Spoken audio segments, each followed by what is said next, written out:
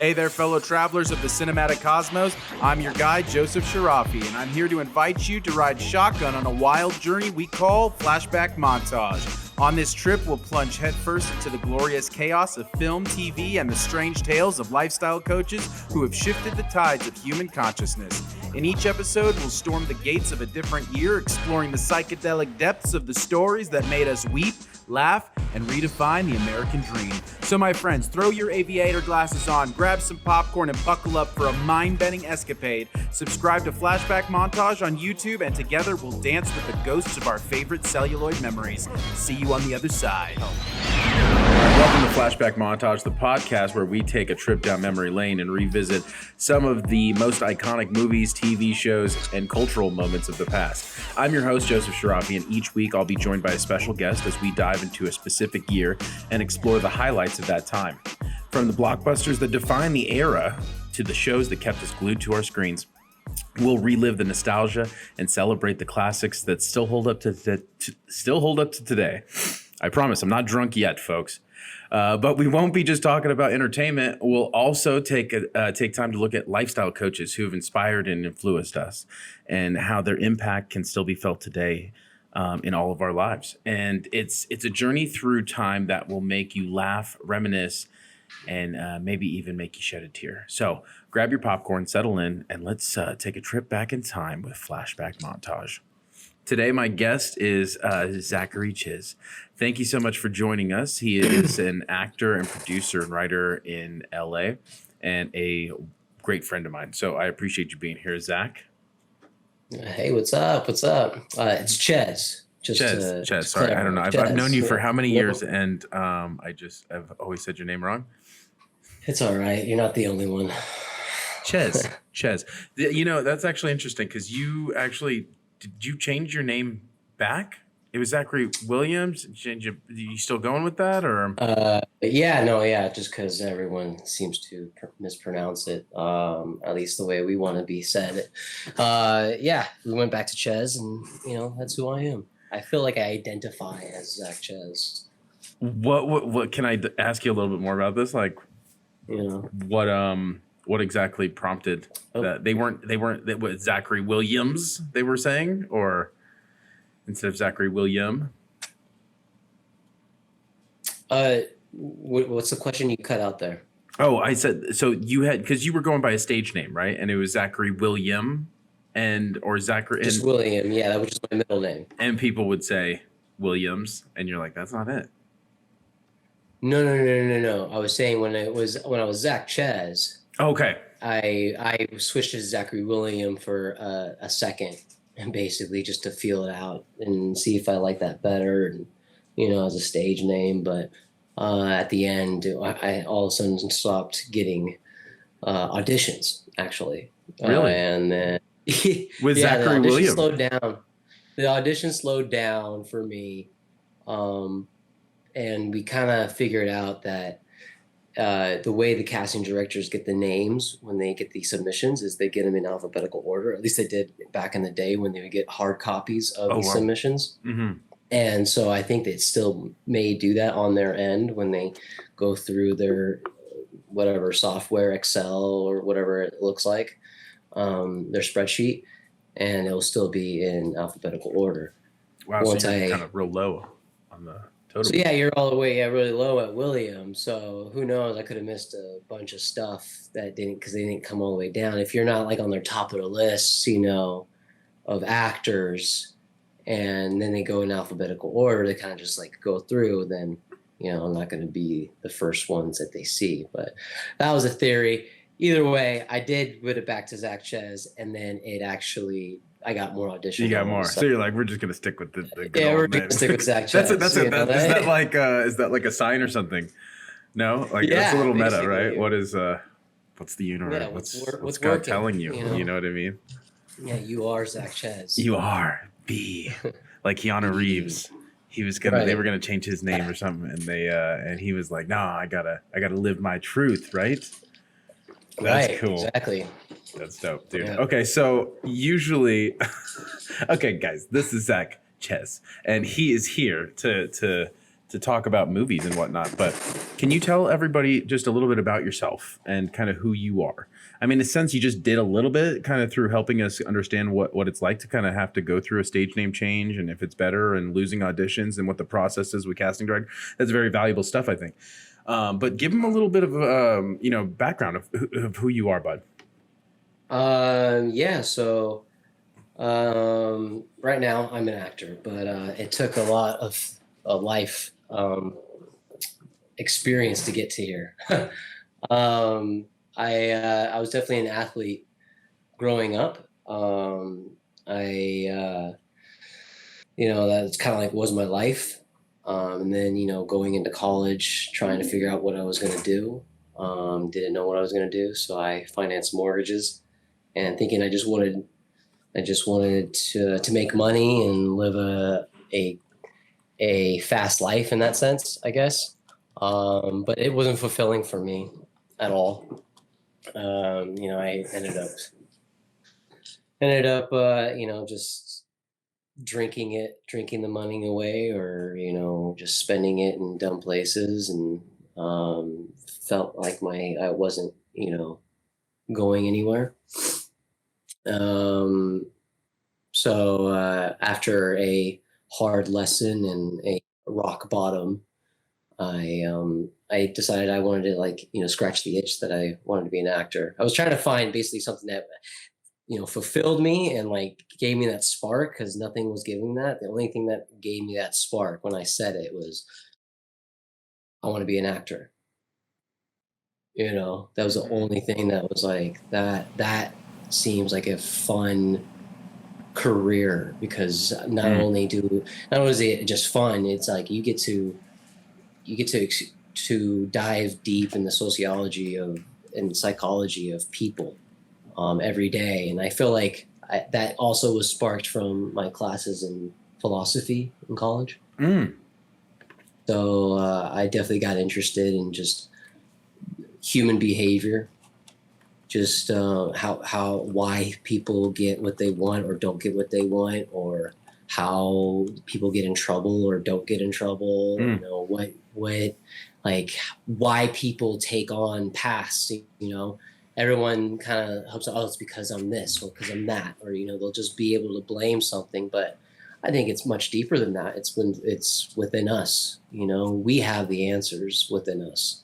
If you just look inward more, you will actually find solutions, rather than looking outward and trying to blame something or someone. Wow. Dude, powerful. Thank you. Yeah.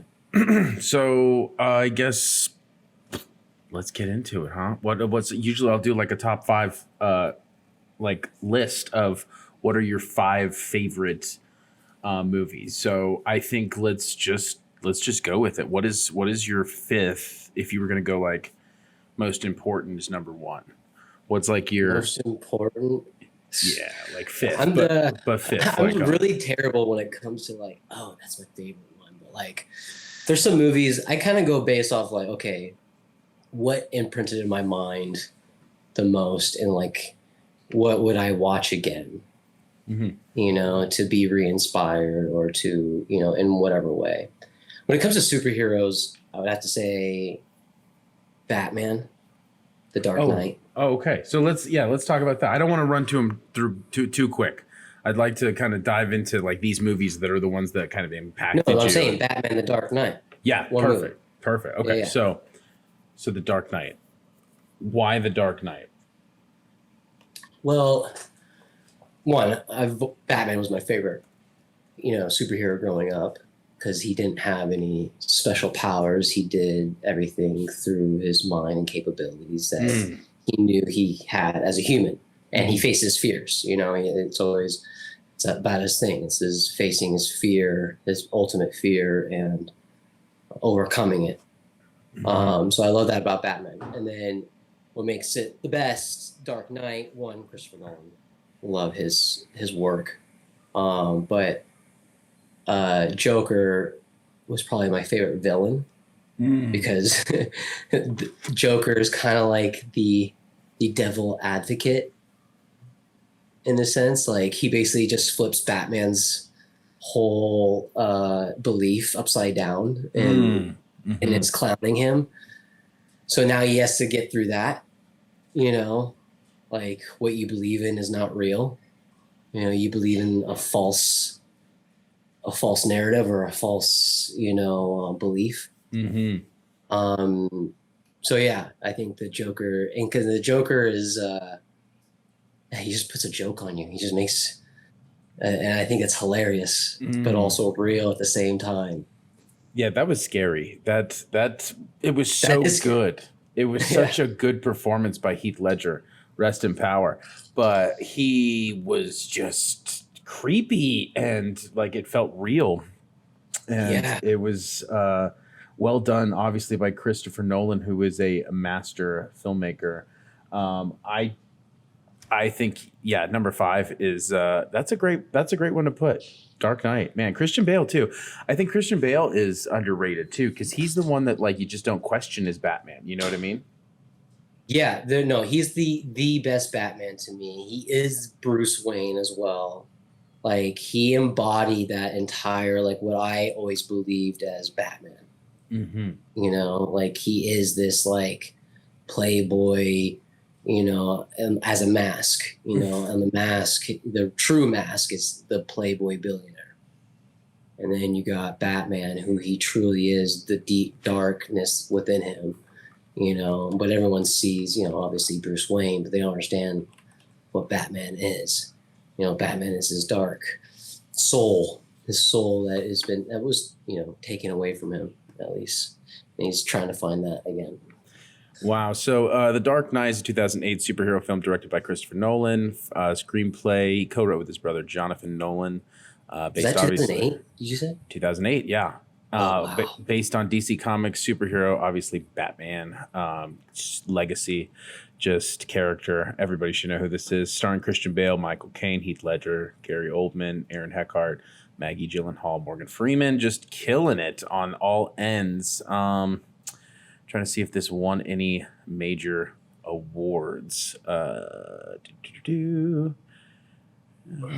mean, they shot on obviously the high resolution IMAX cameras. These were kind of one of the first major motion pictures to be filmed on these completely, I believe. And so these are, I'm not seeing anything about any awards. I'd love to look that up actually.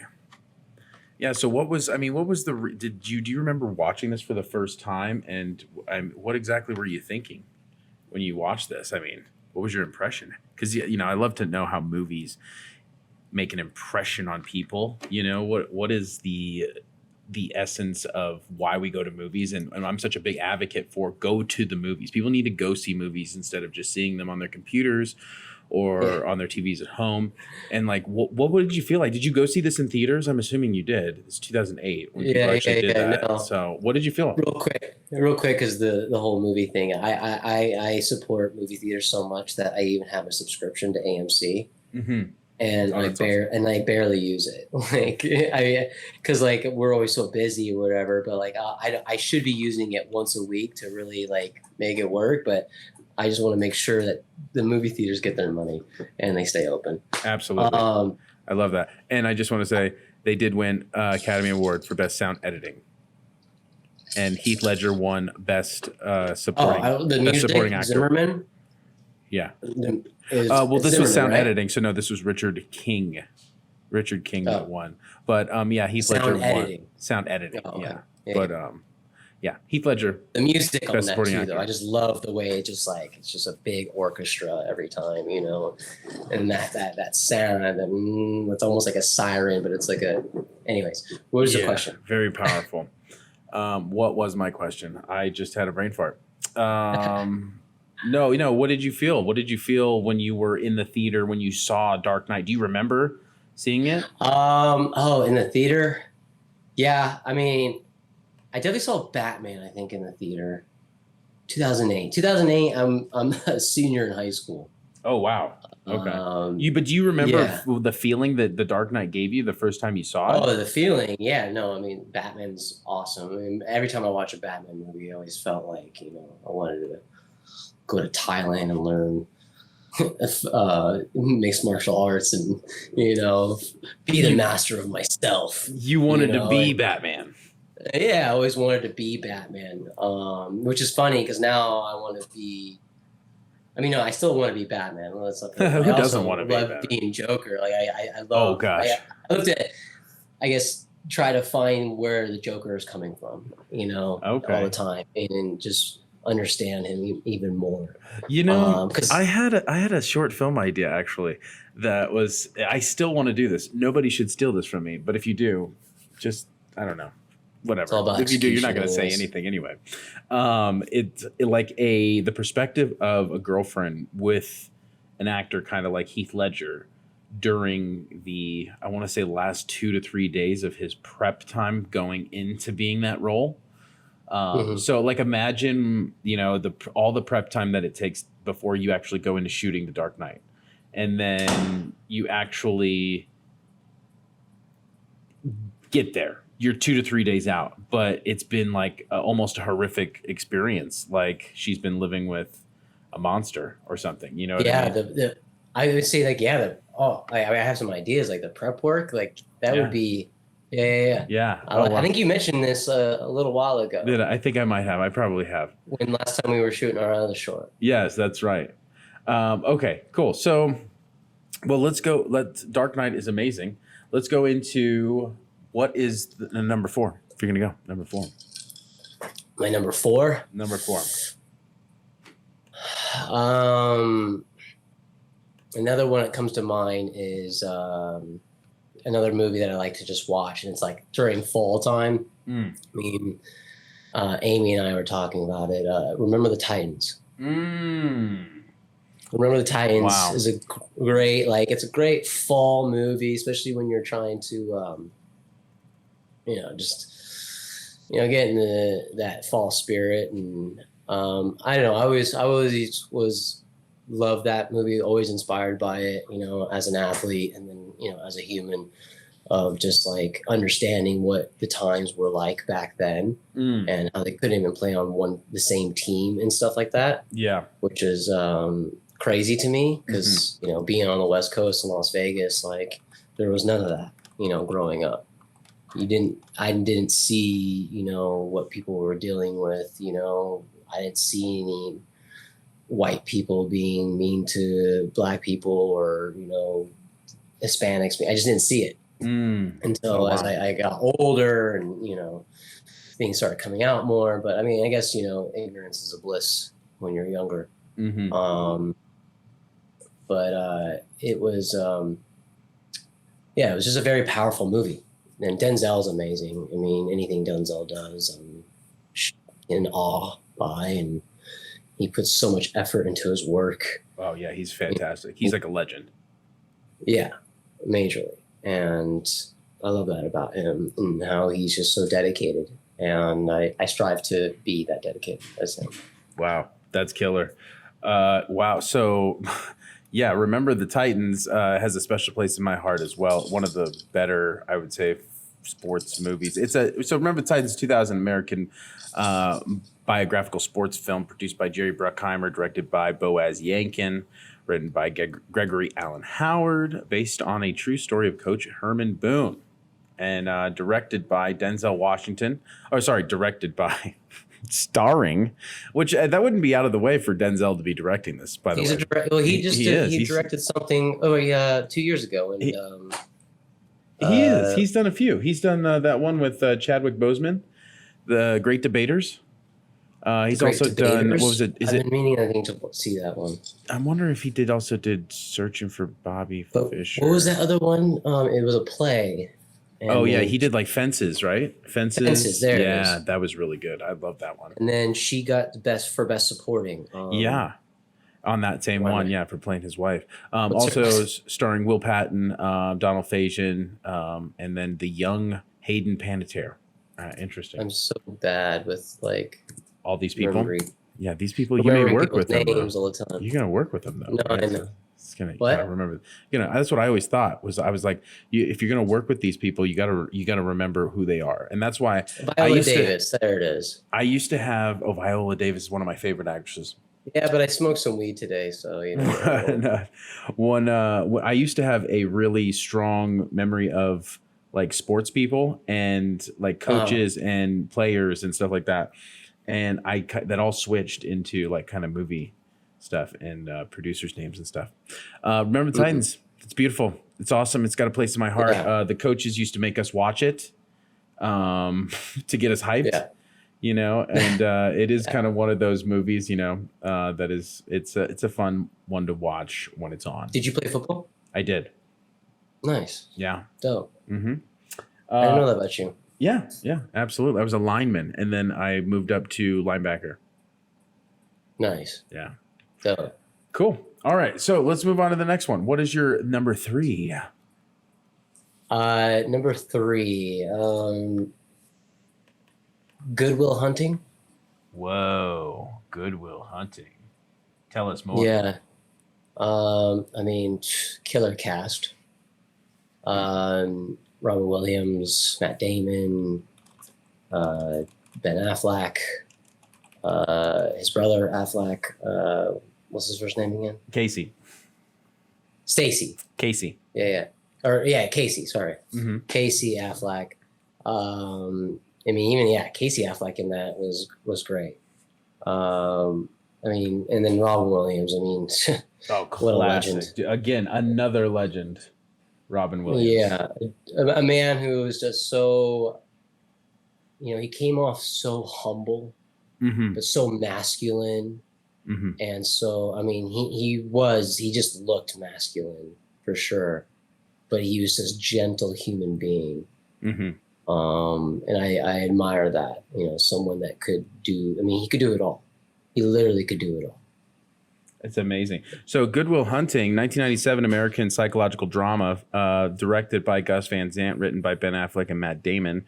And they should put, what's his name? Why am I not think Kevin Smith in there as well? He actually helped a lot getting this movie moving. Stars Robin Williams, Damon, Affleck, Skarsgård, Stellan Skarsgård, Minnie Driver, Casey Affleck. Amazing. It's a classic. There's one he's talking about. Of course, that's your contention that you're a first year grad student just got done talking about what? Some Maxine historian, right? Now you're going to come in here regurgitating work from Gordon Wood and talking about what? You know, the pre-revolutionary utopia and the capitalistic effects of military mobilization. Don't fuck with me. You had that memorized one time? Dude, no, I still have it. I still have it. I still got it.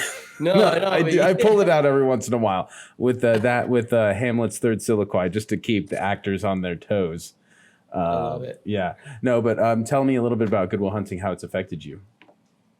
I think it's just a good film on, I think kind of like what I was talking about earlier before we started recording, like on, you know, blaming the world or, you know, just thinking that it's not in your hands. You know, like you have the choice. You know, I mean, you have to work through something because he was a very smart kid, right? He had the ability to solve a crazy equation, and then, you know, he just ends up being this genius they discover, and he doesn't care to really do anything because he thinks he doesn't have any self-worth. You know, he was abused, he was adopted, or not even adopted, he was a throwaway, basically. Like, no one, he was a stray kid, you know, from foster home to foster home, and then living on his own, being a janitor and working construction, just living day to day. No one ever told him how amazing he was his entire life. And anytime someone would tell him that, he wouldn't believe it.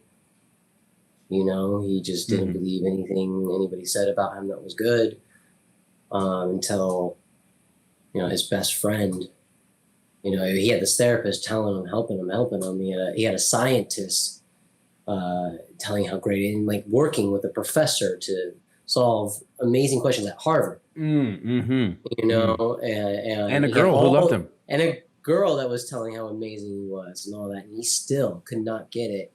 And then it wasn't until his best friend who kind of knocked, I think, a little sense into him, saying like, you know, how stupid you are to be staying here. Like, you need to go. Like, he's like, he and his best friend goes, Ben Affleck, you know, basically saying, I'm paraphrasing, you know, I wish one day I walk up to that window, that door, and you're not there. And you just left without a note, without anything to say. And you just left. Wow. You know? Powerful. And you just, you know, and he was just like, and that took him still like for a spiral. And then, you know, with the Robin Williams too, Robin Williams talking about seeing a girl, he could have went to the ball game.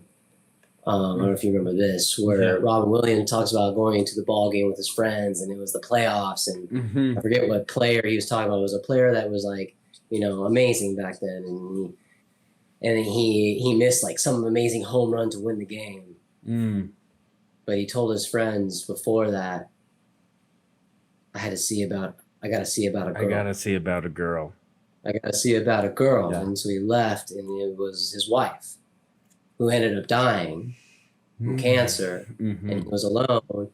And then Matt Damon's character is kind of clowning him for even doing all that, because, you know what I mean? Like, there was a point where he clowned him, and Robin Williams put him in his place. Or making you don't even know jokes about love. Yeah, you don't even he doesn't even know what it means. Yeah, you don't.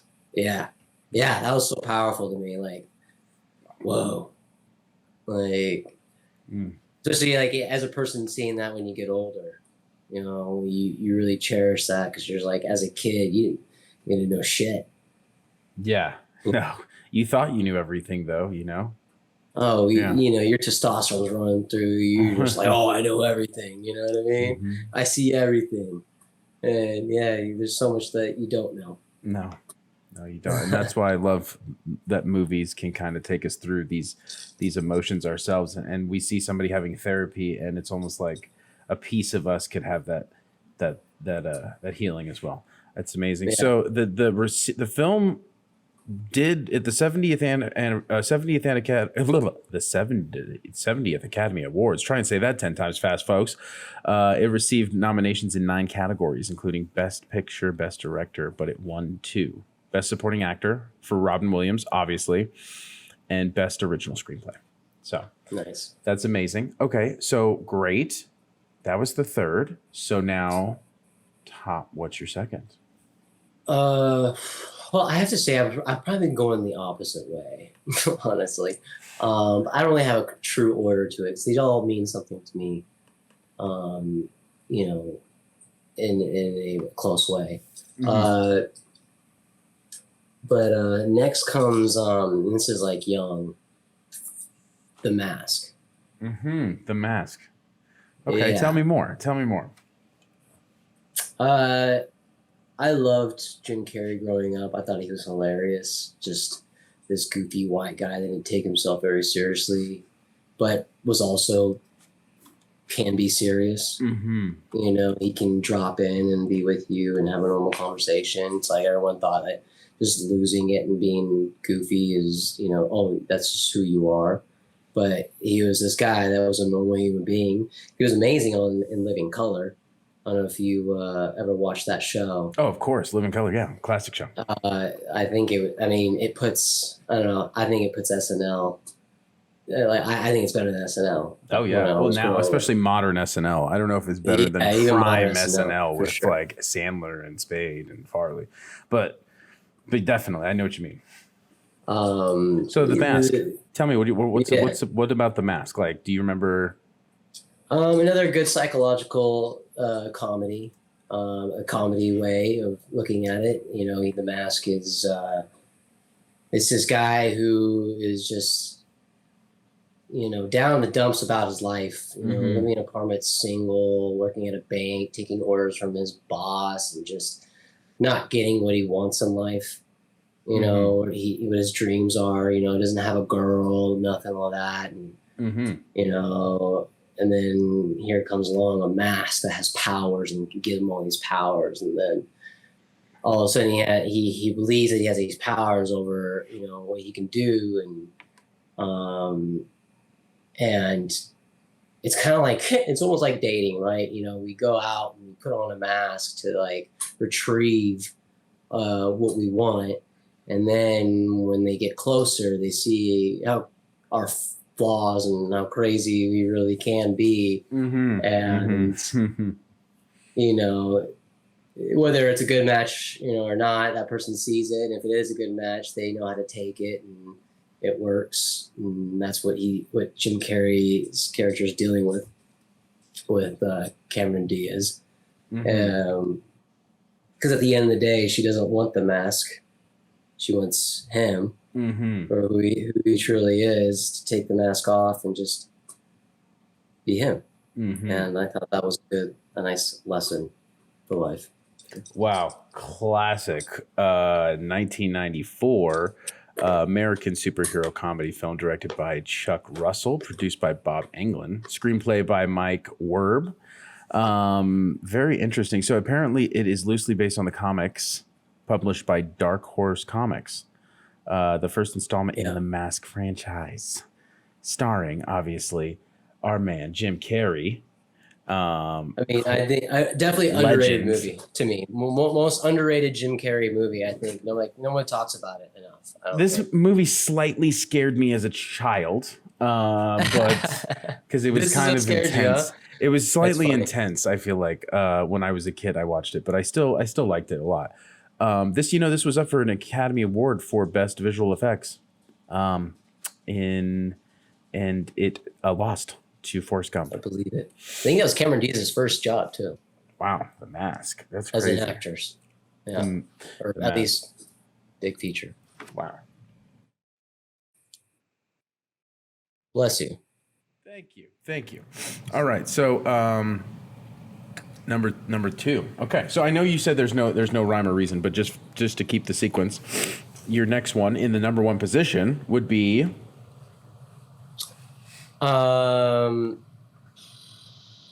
What would be my next one? Oh man.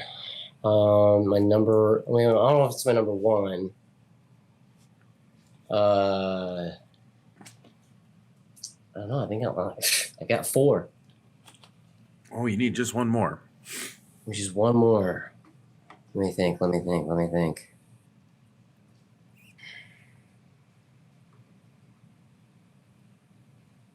There's a new movie, to me, it's not new at all, but it's a good movie that we now make tradition, or at least in my life is now tradition.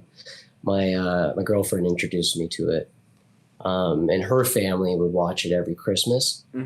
And it's not a Christmas movie. Well, it's a Christmas movie to them because of like basically one scene, and anything that has Christmas in it becomes a Christmas movie to them, which is cute to me, and I adore it. And so, but we watched this movie. We watched this movie called Stalag 17, and it's I think it's in the 60s, black and white film. It's about the World War II, when Nazis, were taking over, and they're trying to. And it's about these U.S. prisoners at a concentration camp, and they're, living their day-to-day life in the prison camp, and having to deal with the Nazis and everything, how they treat them, and then there's also like they're trying to escape as well, trying to get help because they can't find them. This is a comedy. It's actually it's a comedy. So I would say it's like it's interesting because it's like I didn't know this existed back then, where it was like a dramedy. It was something that was serious but turned comedy, which is what we watch today more. Like satire, kind of. Yeah. So it's really good. If you're gonna watch an old movie, this is like the realest as it gets. For a comedy, I think, because there's a lot of comedy moments, but there's some real this is kind of like what they were dealing with. But wow. I'm sure back then, making a movie like that dark was too much for people. You know what I mean? Wow. So they made it a comedy to kind of at least give it some realness. What a good pick. Stalag 17 is a 1953 American war film, which tells the story of a group of American airmen confined with 40,000 prisoners in a World War II German prisoner of war camp. Directed by his legendary himself, Billy Wilder. Okay. Wow. Screenplay penned by Edward Blum and Billy Wilder, and starring William Holden, Don Taylor, Otto Preminger. Yeah. I mean, wow, this is epic. This was let's see here. So it had a budget of $1 million. So, well, $1.6 million, and it made 10 million. So definitely it did well. It did well in the box office for sure. Wow, this was a hit. 1953, dude. Wow, what a good pick. Yeah, amazing. Okay, so great. So now we're kind of in the second part. Is like let's talk about TV shows. The wonderful silver screen, as they say, the one that's at home, the glistening globe right in front of you as you sit on your couch. There's been free movies for years, It started off as serials in movie theaters where you would have like a little cliffhanger or something like before you would watch a feature.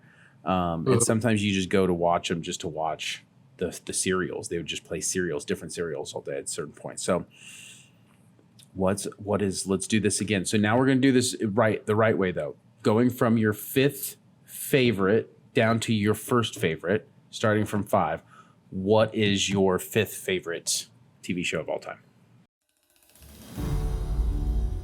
Please, you must stop this. There's only one way to make it stop. You've got 1 week to get the bill passed. If not, well then your husband's greedy little fingers, they're gonna be shipped to you, one by one. We will be embarking on one of the most significant criminal prosecutions in American history. It's all about you, about greed and power. What are you asking me to do? You need to get rid of her and marry someone suitable, such as Scarlett here. Get rid of her? This could set you up for a nomination as Democratic Senator candidate, which I know is something you've had your eye on. Not obvious, huh? Another person just like me will always be there watching. You can't beat the system. It eventually always wins. Not today, Thomas. Today I own the system. Way too damn hard to lose everything now. And when I'm senator, life will be better for you and the baby. What's wrong with you? That's my wife and my child.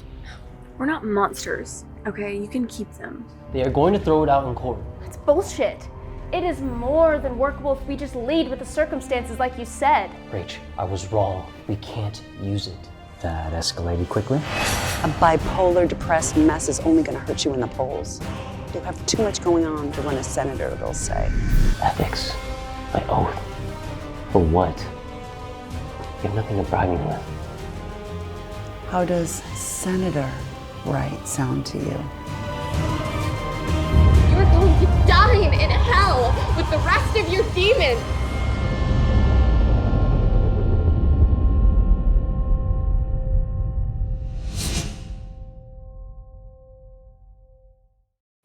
Zach Chyz. I'll go with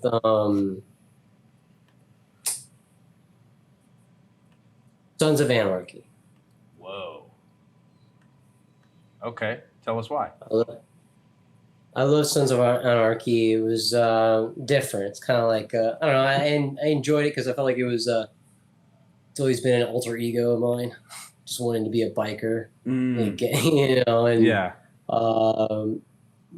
I thought they did a really good job of making it real and grounded. And, I just loved. Forgetting a name again. Charlie Hunnam. Charlie Hunnam. He's great.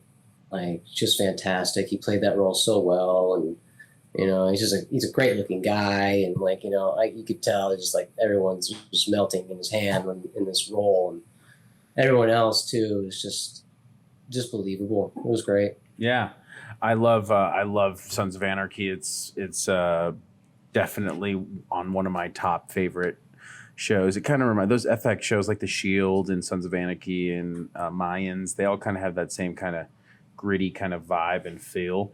I do like this one specifically though because it does kind of show inner workings of how an MC would work, a motorcycle club, and also like it's kind of loosely based on Hamlet. So that's also kind of a little bit more highbrow.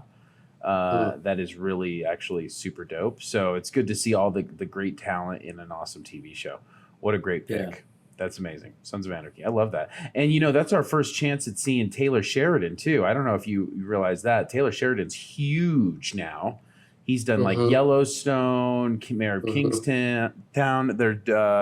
He's doing so much other stuff. There are Those That Wish Me Dead. He did a good feature with Angelina Jolie.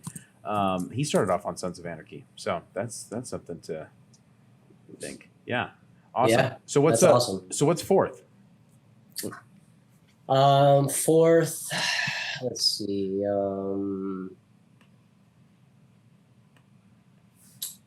watching something now that I think is pretty good. Wu-Tang. Okay, it's called Wu-Tang? Yeah, it's called Wu-Tang. It's I think it's another FX one. Mm-hmm. I'm not sure. Okay. But I watched it on Hulu. But Wu-Tang, yeah, the story about Wu-Tang. I didn't really know about Wu-Tang like that at all, and how the Wu-Tang Clan, and their whole story. Mm-hmm. I think it's really cool to see the story of RZA and all those other guys. What is his name? Ghost. Method Man, yeah. Yeah, all those dudes. Yeah. I didn't know it was that many guys either. You know, I just didn't know. And, but yeah, their sound was very cool and raw. And I think it started that, you know, whole Biggie scene, and the whole Tupac scene, you know, kind of like it was the evolution of all that, you know, and NWA, right? And yeah, I think it's really, I think it's pretty well done. And just kind of understanding that whole life.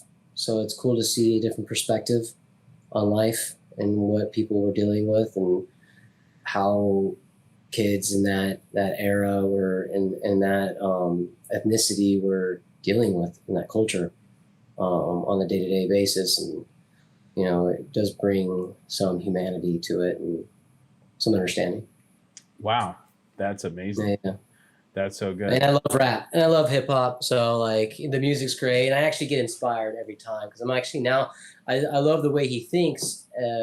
Bobby, who's playing RZA, who's RZA, he's always, you know, another thing is like, you know, not letting his environment control him. You know, he found inspiration through these Asian films that they would all watch. That and the Wu-Tang. It was Wu-Tang films of some sort, and they loved Asian movies. At least in this series, that they would learn something from it, and they would teach them something. Especially Bobby, because Bobby would end up using it out in the real world and created his empire through that. So I thought that was really cool to see. So every time I see that.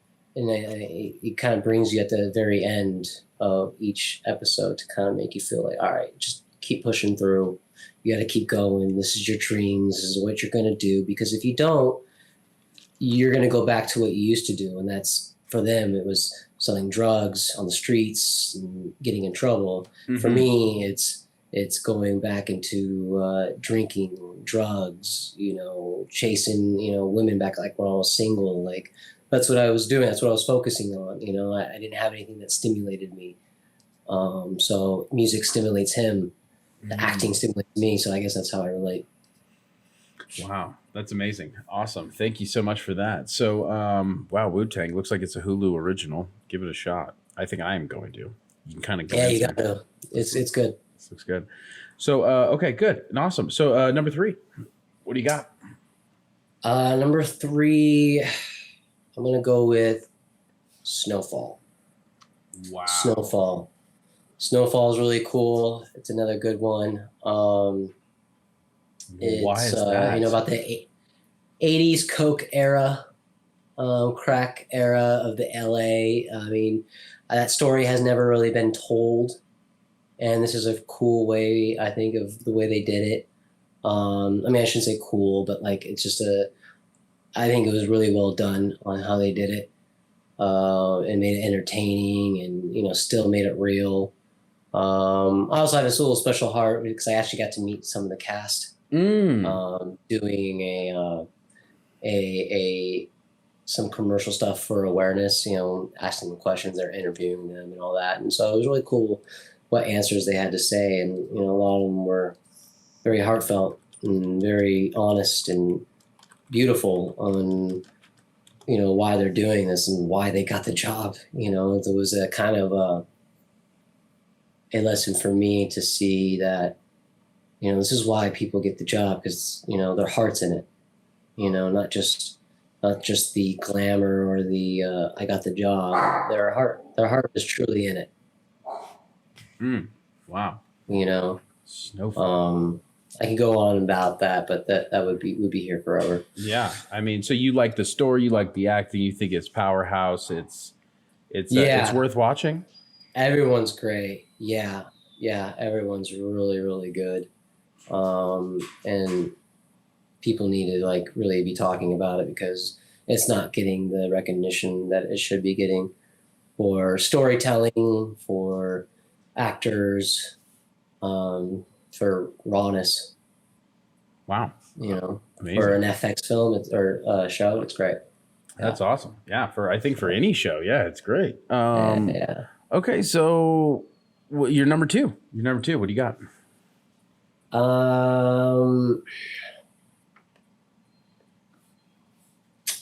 The last two are really right there with each other. I'll go Ozark. Wow. Okay. Tell me Ozark. More. Ozark was another. I think I like it because of its originality. Mm-hmm. The story's not original technically, but still it was because it's, I guess, the characters. But it's, it's a drug deals and politics. But it's just, I think it's so well done because it feels like, any blue collar could get involved in this easily. Mm-hmm. The blue collar, white collar. And I mean, they have all these collars actually in the film, or in the TV show. So it's just very relatable on every standpoint.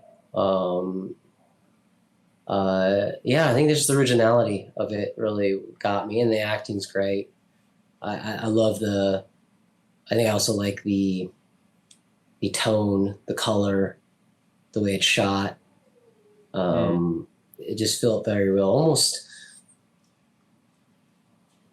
I guess almost Crystal Nolan-like in a way, but for TV shows, I don't know if that really makes sense, but it just kind of has that feel to me.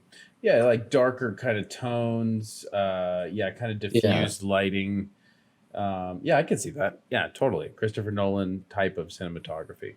It's sexy. Yeah, it's epic. It's sexy. It feels like butter. I like it. Yeah. Cool.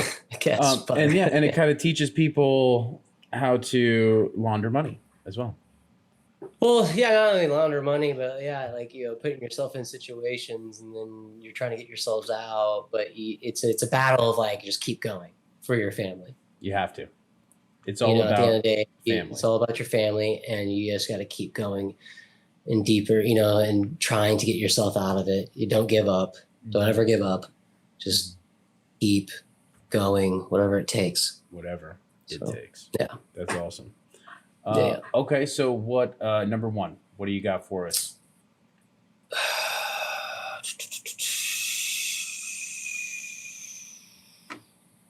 I'm gonna give you two more. How about that? Oh God, no! We just need one. We don't have enough time for two. What are you talking about? You've already ruined we can our formats. Sir, one. All right. Breaking Bad and Game of Thrones.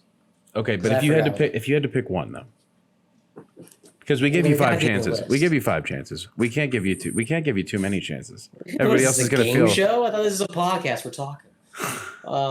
Breaking Bad. He said, "I'm going to give Bad. you everything in the backwards order, and I'm going to give you 6." Yeah. Okay. Game of Thrones. Game of Thrones is definitely like top notch. It has everything. You're in a fantasy land. You're in a time period. You got Jon Snow just dropping dimes on you with lines. And you got other people dropping lines on Jon Snow, just putting it on each other. Like that was just so good. And the honor, the tradition, everything. It was just so good. It just definitely felt primal when you watch that. That's at least I did.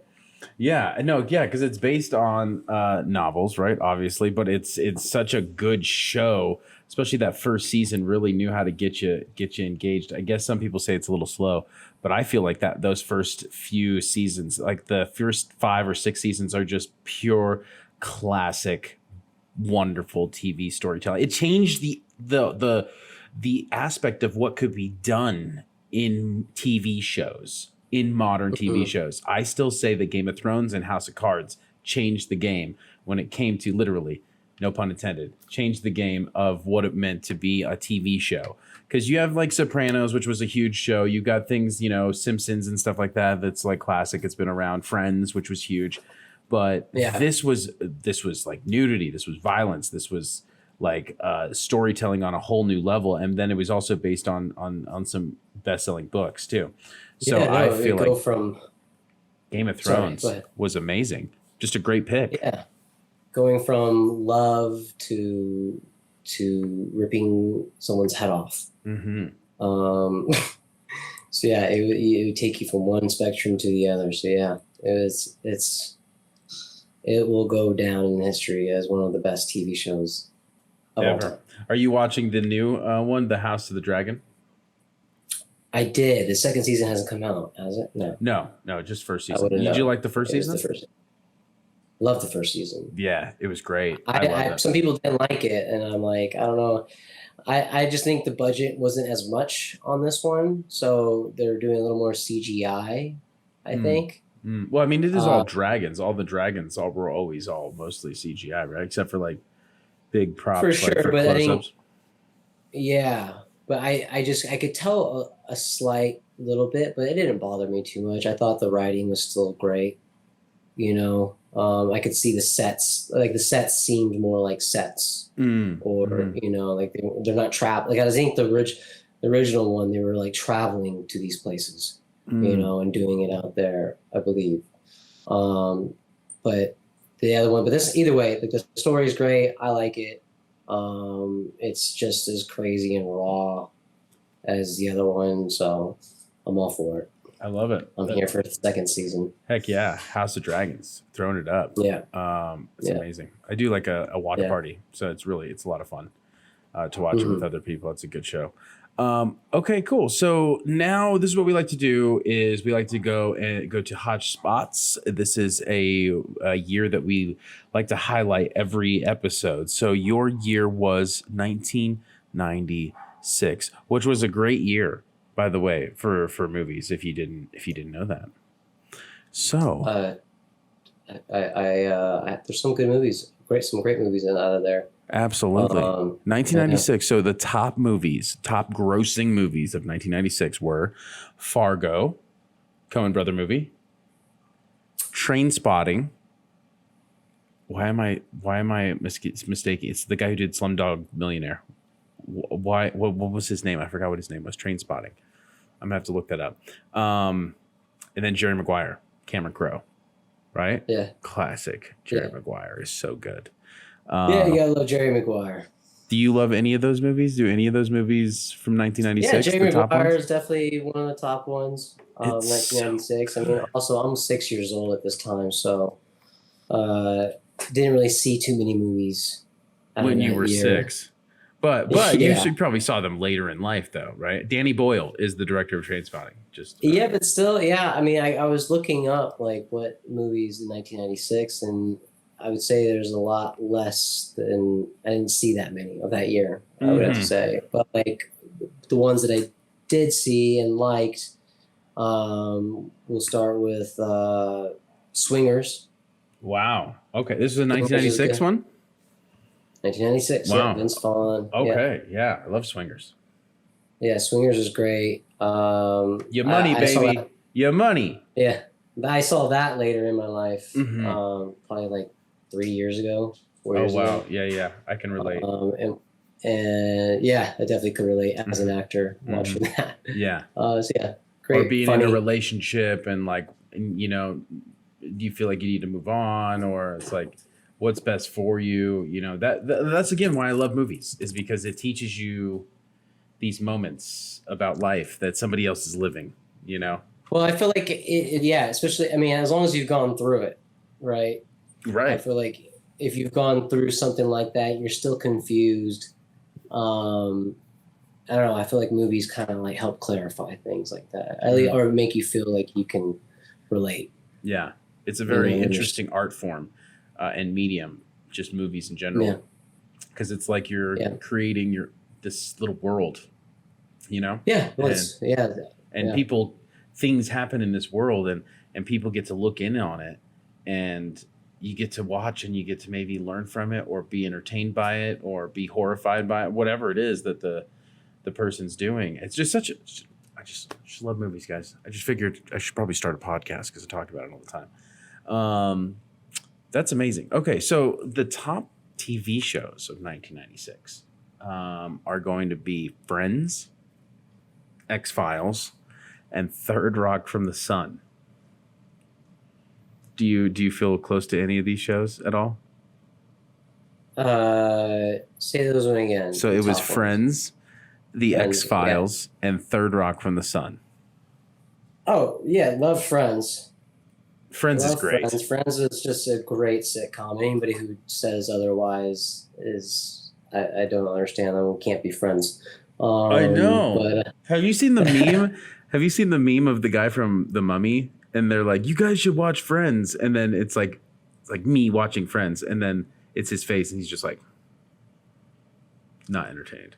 And I'm like, dude, what's wrong with you? I don't get it. And you know what? Yeah. Is it because you have to be pretty jaded, I feel like, to not understand the comedy in Friends? But I also wonder. I wonder though, is it because there's not really a lot of representation when it comes to African Americans in that show, and so some people feel misrepresented? I mean, maybe. I mean, maybe that's the knock on it. But if we could just take the races aside, and take it out. Was Phoebe, Monica, or Rachel, were they hooking up with any minorities ever in that show?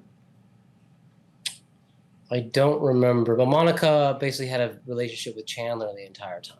You know, at least, you know, going into it. I mean, either way, none of them were hooking up with many men of minority. It was just it was white on. For sure, it wasn't definitely aware of its diversity on casting. For sure, I mean, definitely. I don't believe it was a racist film. I don't believe the creators of that show was racist or anything. But I definitely think that they weren't aware of what they were doing. Yeah, you know. Yeah, I that's how I see it. But nonetheless, it was great comedy. It was funny. Oh, I love Friends. I thought the actors were so real with it. Yeah. Like it was just, you know, and like just made me laugh quite a bit, you know, and it still does. You know, I watched that. I'm just like, goodness, you know, the craziness that they made it feel real. But you know, it is overacting. It's different. You have to have a taste for sitcom, you know, and if you didn't grow up on sitcom, you don't understand it. Yeah, it's possible. You know? My favorite ones I liked better were like Fresh Prince of Bel-Air. I liked Saved by the Bell was another one. Martin was a good one as well. What else did I have? Steve Harvey show and Family Matters. Oh yeah, Family Matters was great. great. I don't know how those didn't come up as the top ones, but those were the best, I thought. Yeah, those were good. But yeah, the top three though, the most watched of that year specifically. So What about X-Files? Were you into X-Files at all? Never got into it that crazy. Right. No. Yeah. Or the movie or anything. They had a couple movies, I think. Yeah, I remember the movies and all that, but I don't know. It was too slow for me. I think all the time when I would get into it, and being a young kid, if it wasn't fast enough for me, I was just. X-Files was a little creepy, honestly. I was like. It did creep me out the first episode. I remember that. Yeah. The bees? Was it bees? I'm not sure. I'm not sure what that first episode was. It was like some alien bees going down. For sure. A lot of creepy, like some ghost stuff going on. And I liked it because the X-Files wasn't like Scooby-Doo. It wasn't like, oh, everything is creepy, but it can be explained by this dude. But the X-Files was like, oh shit, some real stuff is going down. Like, and the government's trying to hide it, And these two are just like, two people trying to get through, and it's cool. David Duchovny, man, I think he's underrated. We have to give it another shot. Honestly, he's good. Jonah Hill gave him a shot in his new movie.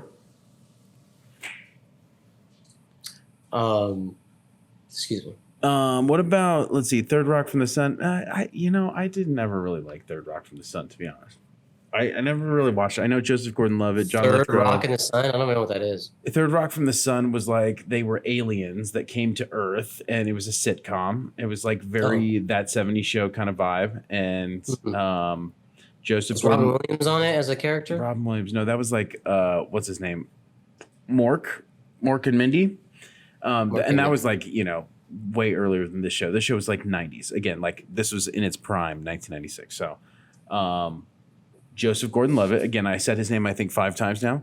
That's the only reason why I would really know it. But it was very popular, obviously, in 1996. And again, I don't know. I didn't really sit and... I don't know. I didn't watch it that much. But you didn't, did you? You don't really know. You didn't even know what it was. 1996, man. 1996. It was a rough year. 96 was a rough year. I mean, we just moved to Vegas, and I was just a kid outside, living outside. Like, I'm... As much as I love I love acting. I'm not much of a consumer as people think actors should be. Just because you're an actor, they think, oh, you should know everything or you should be watching everything. I don't watch everything. I watch everything that inspires me or looks like I actually will like. I'm not going to watch everything. I'm not going to put myself through that unless I'm searching for, or unless I'm redoing research on a role and someone suggests something, hey, watch this. Yeah. You might get some inspiration from. Sure. Then, yeah, I'll watch it. Yeah. But I'm not going to just watch things just because, to watch I haven't everything. seen this and start watching.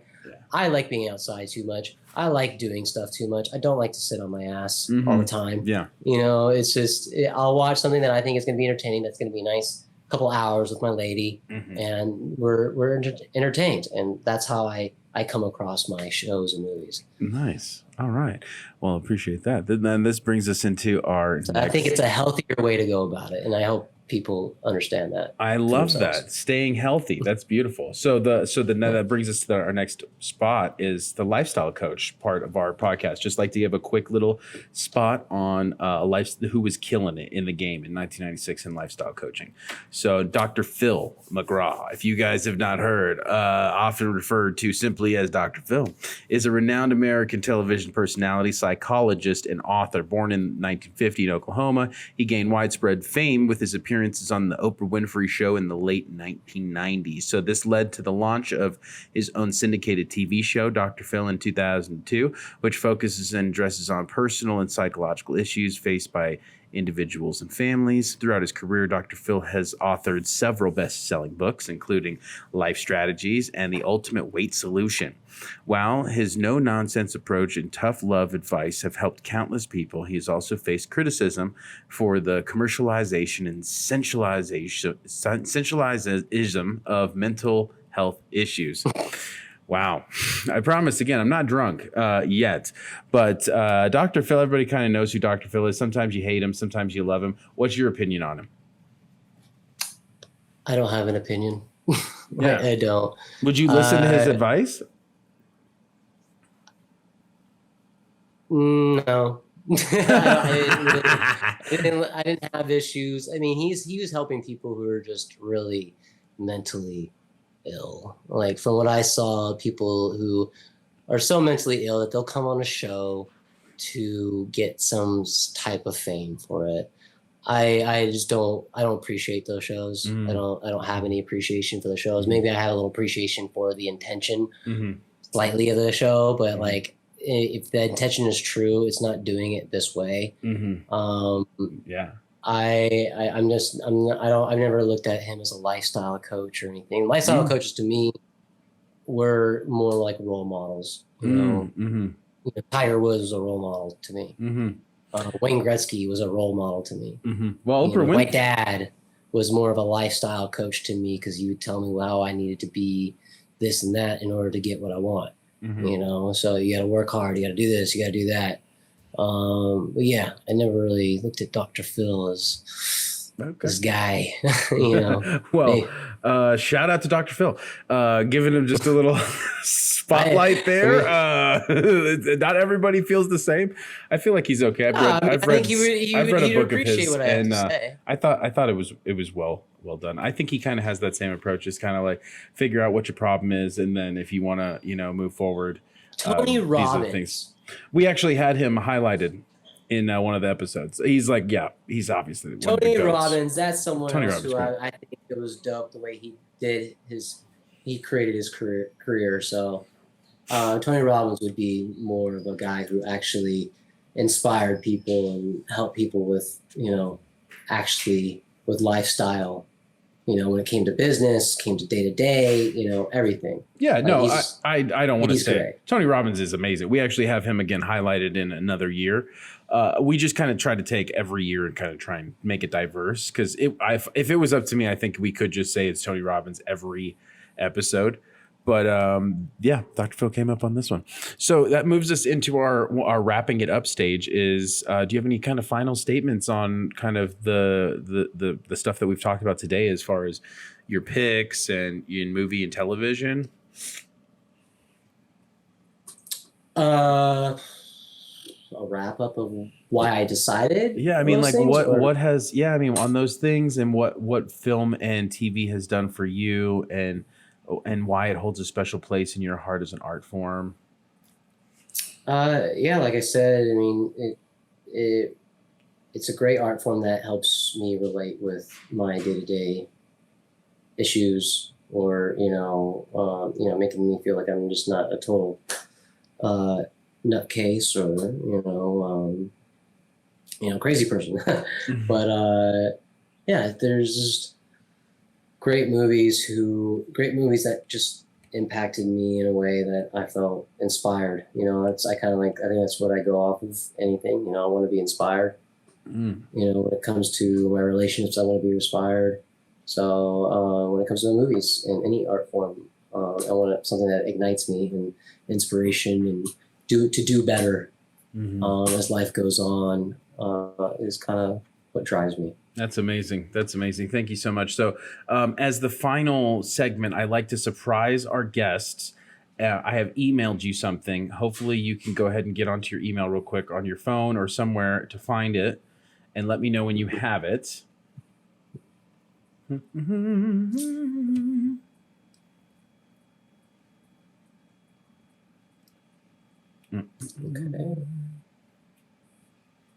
Open. Do you see? I see something. He sees something. Yes.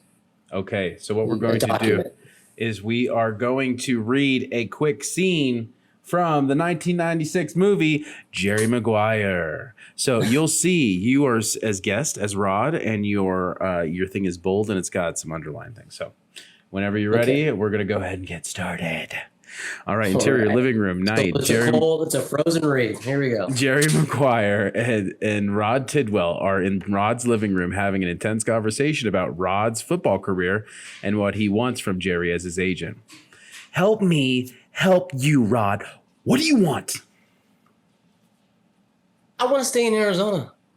I want my family to be taken care of, and I want to play football. I hear you, Rod. I know you want to play, but you got to help me help you. Okay, you got to give me something to work with. Okay, what can I do for you?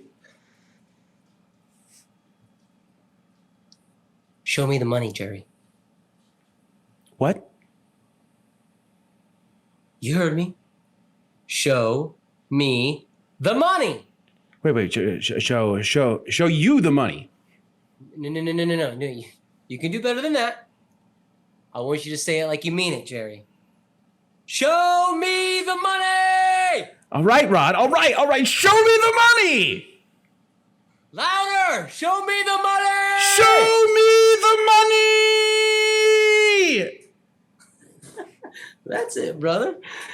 You gotta yell it. Show me the money!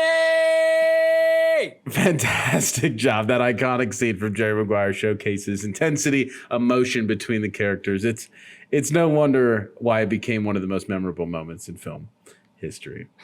Awesome. Thank you so much, Zach, for coming on. I really appreciate you being here. And you've just been a great guest.